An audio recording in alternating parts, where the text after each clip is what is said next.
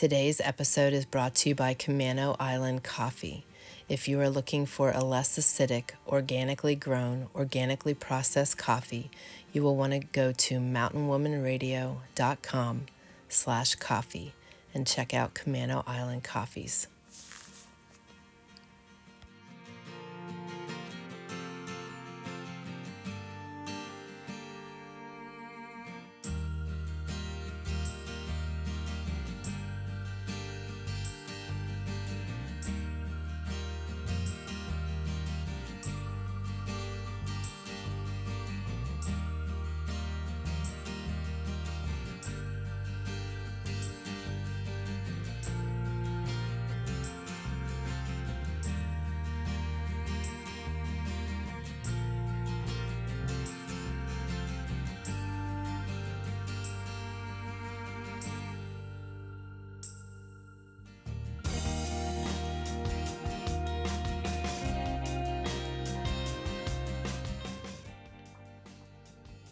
Hey my friends, welcome to Mountain Woman Radio. I'm your host Tammy Trier, and today is episode number 248.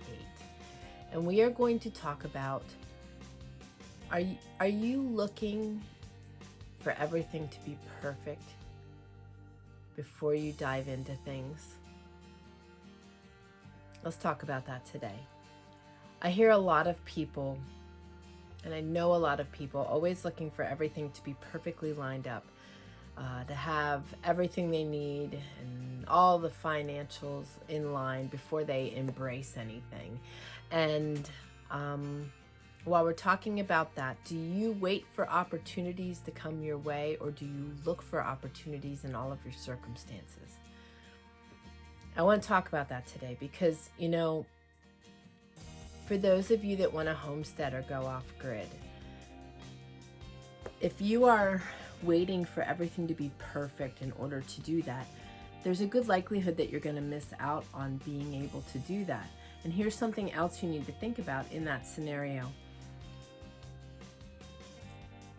We can always start right where we're at, wherever you are, and you can learn the skills you need right where you're at.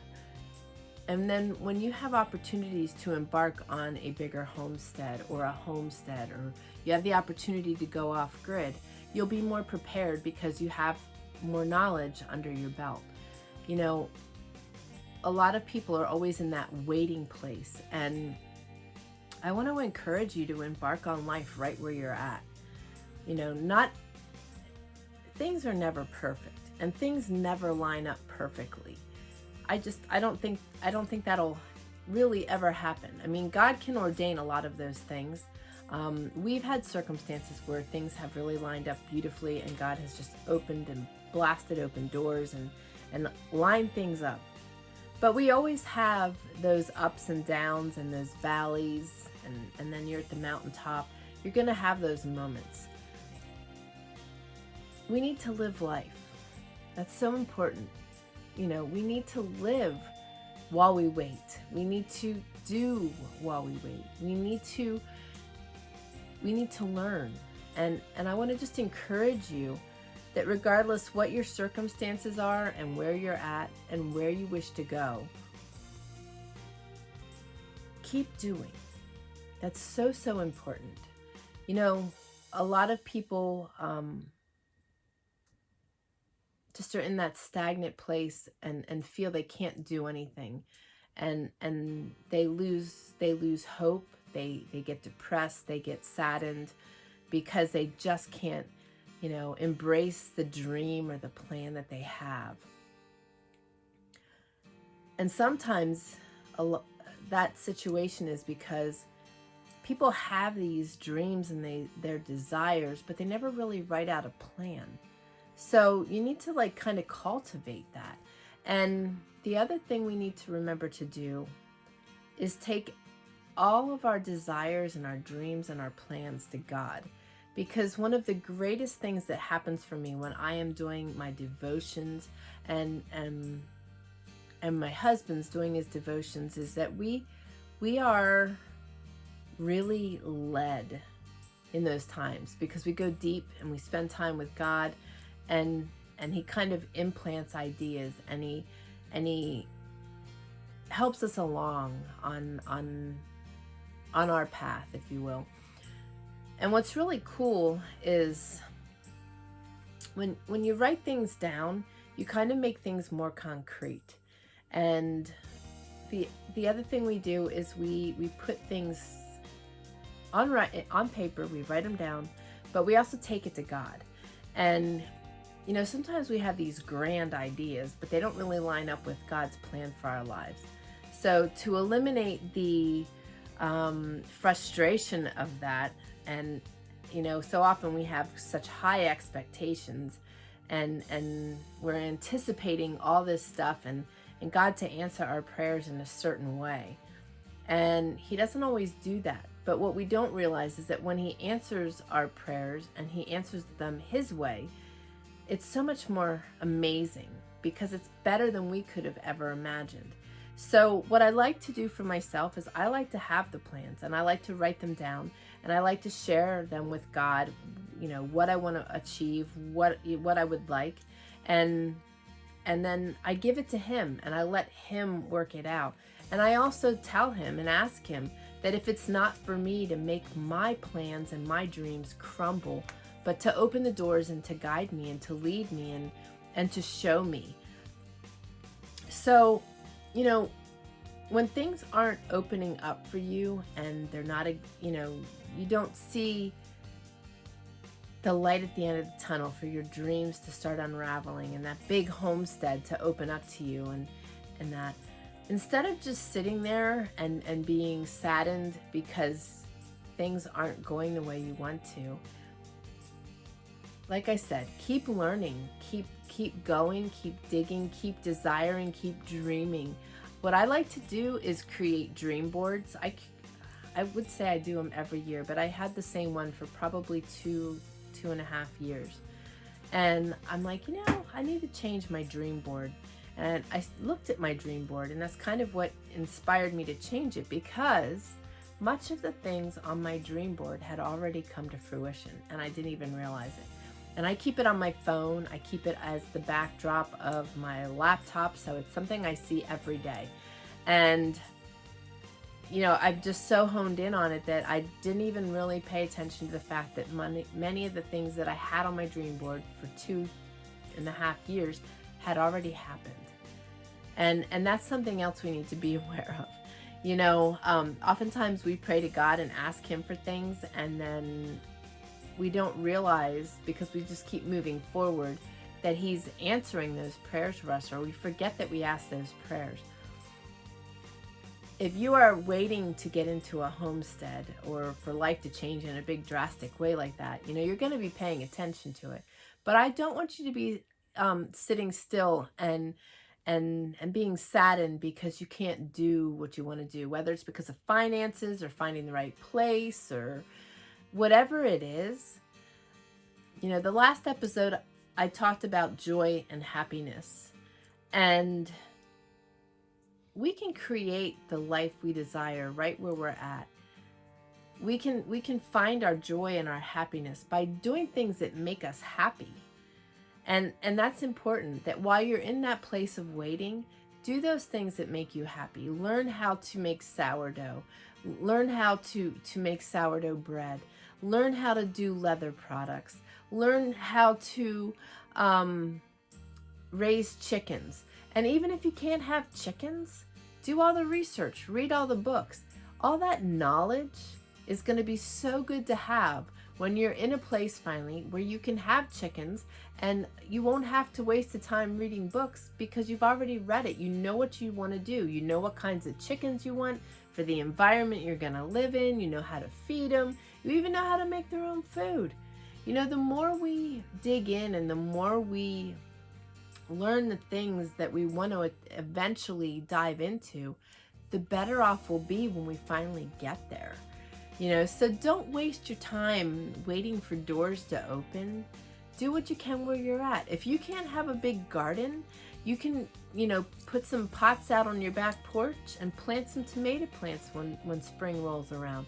You can look at the seed catalogs right now and decide the different types of fruits and vegetables that your family really likes and get some seeds. I have a lot of people that don't have garden space, but they've got little planters in their windowsills, and they're growing sprouts, and they're growing their lettuces and their different herbs in their windows. There's so many things we can do right where we're at. So I don't want you to be discouraged and waiting for things to be perfectly lined up. I want you to embrace what you've got going on right where you're at. There is so much that you can do. So much. So those are my encouraging words for you today. And if you want to learn things and you're not sure where to go about embarking on that, I do have a membership, and I have a community, and I would love to invite you to my community, mountainwomanradio.com/community. And my husband and I created the Trayer Wilderness Academy, and you can go to that and join the membership by going to mountainwomanradio.com/membership. We have a lot of courses in there. We have a lot more courses coming this year, and we teach everything you can possibly imagine on living the off-grid, homesteading, traditional living, wilderness survival scenario. It is our passion to live this way. We do not beat to the drum of society, and we enjoy educating and teaching others how to embark on this. And you know, if you get to the opportunity where you're on your homestead or able to embark on off-grid living and you need help to get your place set up, and you know, maybe you aren't as handy as you'd like to be, or you don't have the mindset fully of the best way to set things up, we also do consulting, and we would love to help you in whatever way we can. But I'm hoping that my words today were just an encouragement enough that if you are unable to embrace your dream, and here's something else that I find that happens a lot. There's couples that are married, and one of the individuals really wants to live a homesteady kind of life, and the other's just totally not into it. And you know, your worlds are kind of colliding, and you may not ever really get the opportunity to step into homesteading full time.